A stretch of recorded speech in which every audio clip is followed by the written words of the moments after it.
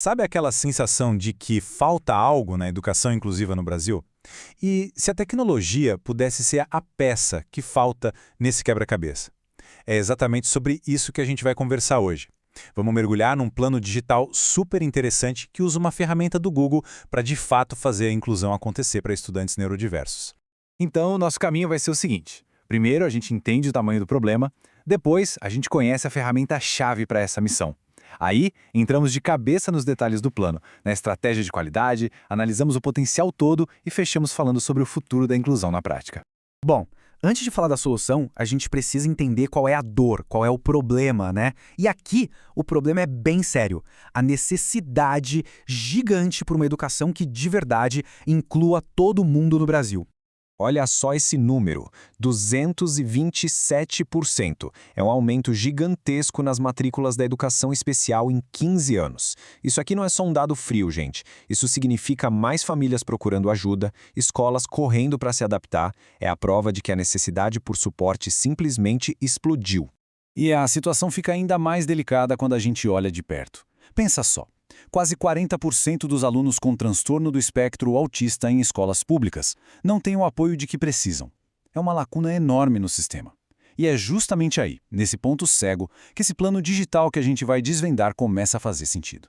Ok, então temos um problema claro, uma necessidade enorme. E agora? Como a gente conecta quem precisa de ajuda com quem pode oferecer? A resposta, nesse caso, está numa ferramenta digital que funciona como uma verdadeira ponte. Vamos ver qual é? A ferramenta é o Google Ad Grants. E olha, isso aqui não é qualquer verba de marketing, não.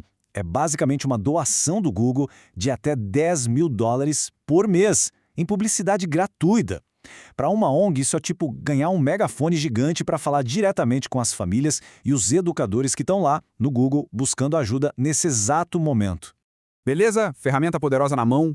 E agora? Como se constrói o que a gente pode chamar de um farol digital? Vamos desmontar essa estratégia peça por peça para entender como ela foi pensada para guiar as pessoas até a ajuda que elas tanto procuram.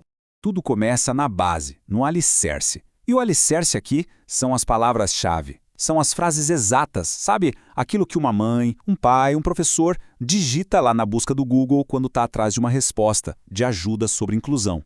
E aqui já vem a primeira grande sacada do plano, a segmentação. Em vez de atirar para todo lado com uma mensagem genérica, a campanha é dividida.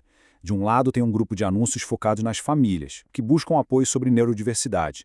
Do outro, um grupo focado nas escolas, nos educadores, que querem saber de direitos, de práticas inclusivas. O resultado, simples, é a mensagem certa chegando na pessoa certa. Depois de saber com quem falar, vem o que falar. A próxima camada é a mensagem em si.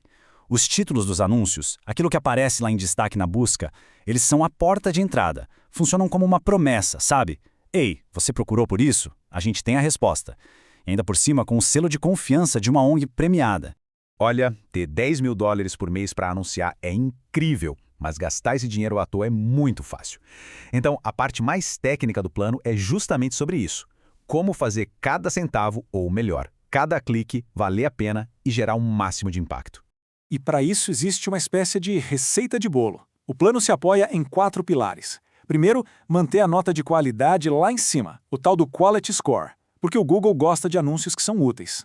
Segundo, usar as palavras-chave do jeito certo, para não atrair quem não tem nada a ver com o assunto. Terceiro, garantir que muita gente clique nos anúncios, porque essa é uma regra do programa. E o mais importante de tudo, o objetivo final não é o clique, é a conversão. É a pessoa se inscrevendo num programa, baixando material, buscando ajuda de verdade. Ok, a gente já viu como o plano funciona, mas, na prática, ele é robusto mesmo? Para ter essa visão completa, a gente vai fazer aquela análise clássica de forças, fraquezas, oportunidades e ameaças. Isso nos dá um raio-x completo do potencial e também dos desafios. Vamos começar pelo que o plano tem de mais forte. A primeira coisa, sem dúvida, é a credibilidade. A ONG por trás do projeto já tem prêmios, tem reconhecimento. Isso já passa uma confiança enorme. Soma isso a uma estratégia digital bem amarradinha, focada em ser relevante e trazer resultado de verdade, e pronto, a base é super sólida. E as oportunidades são gigantescas. O plano chega no momento perfeito. A conscientização sobre o tema está em alta, tem picos de interesse como no Dia Mundial do Autismo e, como a gente já viu, a necessidade social só aumenta. Ou seja, o timing é simplesmente ideal. Mas nem tudo são flores, claro. O plano tem seus pontos fracos. O principal é essa dependência total do programa do Google. Se o Google muda uma regra ou se a performance da campanha cai, o benefício pode ser cortado. E para não deixar isso acontecer, o trabalho tem que ser constante, otimizando sem parar. É uma pressão bem grande. E olhando para fora, também existem ameaças. O algoritmo do Google, por exemplo, é uma caixa preta, pode mudar do dia para a noite. E tem também o desafio de filtrar o tráfego que não interessa. Pense em alguém que busca por filmes sobre autismo. Essa pessoa não está procurando uma solução educacional, mas pode acabar clicando e gastando uma parte da verba. É uma luta constante. Bom, depois de analisar todas as engrenagens dessa máquina, a gente chega no que realmente importa. Qual é o objetivo final de tudo isso?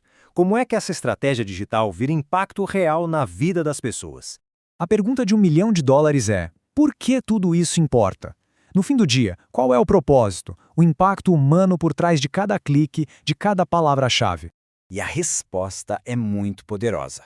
Por trás de cada detalhe técnico, de cada métrica, existe uma missão muito clara: usar a frieza e a precisão da tecnologia para fazer a conexão mais humana que existe, a conexão entre quem precisa de ajuda e quem tem a solução.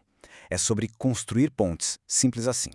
E essa frase final, olha, ela amarra tudo. Inclusão não é só um discurso bonito.